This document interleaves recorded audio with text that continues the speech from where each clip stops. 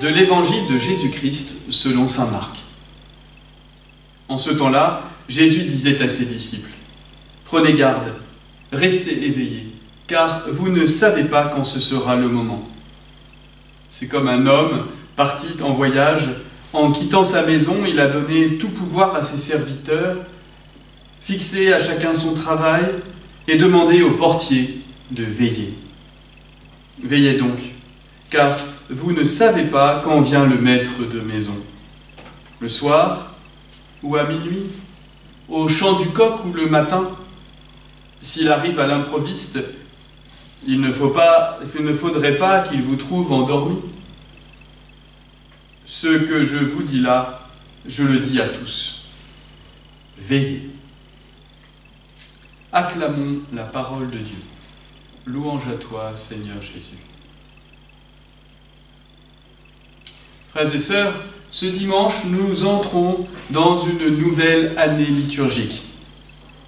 Tout au long de cette nouvelle année, nous allons revivre avec le Christ, en le suivant, les mystères de sa vie. Depuis sa nativité jusqu'à sa glorification auprès du Père, en passant bien sûr par sa passion, sa mort et sa résurrection. La liturgie que nous allons vivre tout au long de cette année nous entraîne dans les mystères de son amour et fait de nous des personnes nouvelles, des personnes renouvelées. Oui, puissions-nous être vraiment renouvelés dans cette nouvelle année qui commence. Dans l'évangile de ce premier dimanche de l'Avent, le Seigneur nous demande de rester éveillés, réveillés. C'est un appel à ne pas s'endormir, mais à être attentifs sans relâche, à la présence de Dieu qui vient à notre rencontre, à la présence des autres aussi qui nous entourent. C'est vrai que cette année 2020 est marquée par cette crise de la Covid-19 qui nous a contraints dans tous les domaines de notre vie, en particulier dans nos familles, dans notre travail, dans nos activités, et puis bien sûr aussi dans notre vie spirituelle, dans notre vie ecclésiale.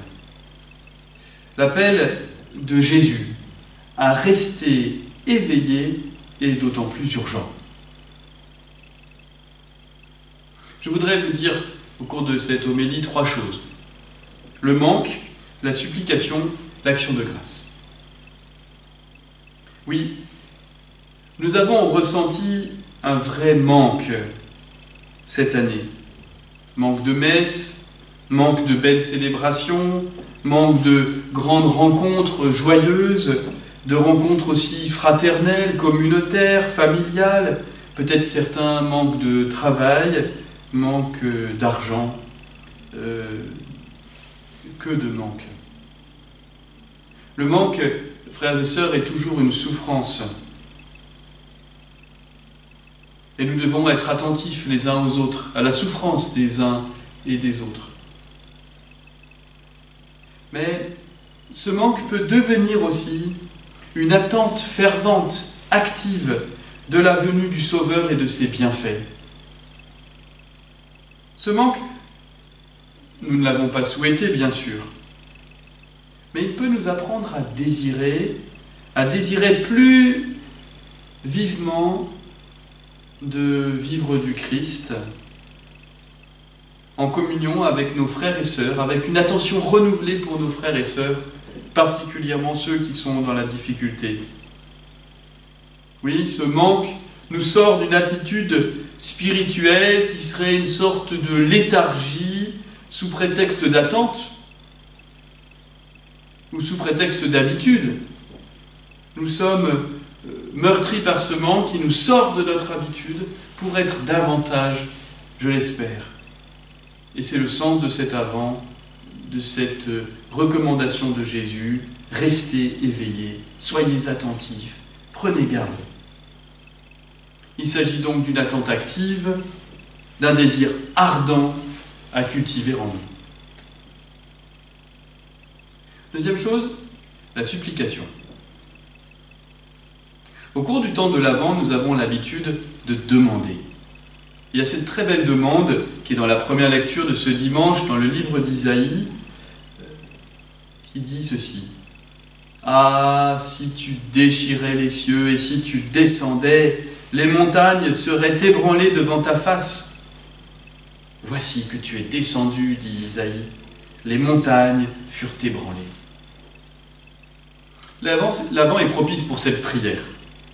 Nous supplions le Seigneur de descendre du ciel, de venir dans ce monde, de renouveler ce monde. Le monde en a tant besoin.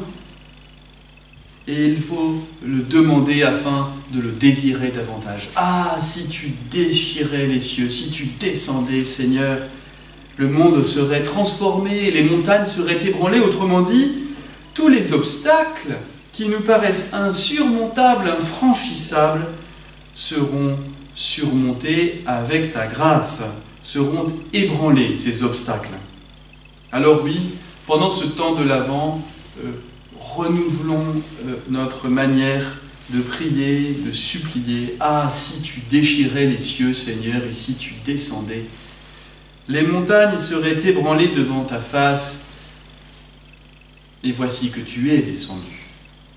Les montagnes furent ébranlées. C'est ce qui s'est passé pour nous, par l'incarnation du Fils de Dieu dans notre chair.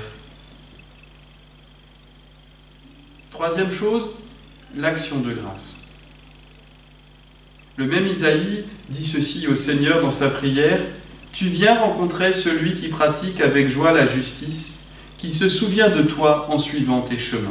Tu viens à notre rencontre. » Rester réveillé, c'est aussi être sans cesse dans une attitude de reconnaissance et du coup d'action de grâce. Reconnaissance que notre Dieu vient. Il vient à notre rencontre. Et si nous sommes attentifs, nous le verrons. Il est là, il agit dans nos cœurs. Il est présent, même si nous sommes dans l'épreuve en ce moment, il est là. Et du coup, reconnaître que Dieu est présent dans notre vie, c'est l'épanouir dans une grande action de grâce. Oui, c'est vivre joyeusement cette rencontre de Dieu et de nos contemporains dans cette joie, cette espérance vivante que le Seigneur vient à notre rencontre. Et cette rencontre produit tellement de joie. Alors, frères et sœurs, dans cette année un peu étonnante que nous vivons, je vous souhaite un bon temps de l'Avent, une bonne préparation à Noël. Nous ne savons pas comment nous célébrerons Noël, mais nous savons que le Seigneur tient ses promesses. Bon dimanche de l'Avent et à très bientôt.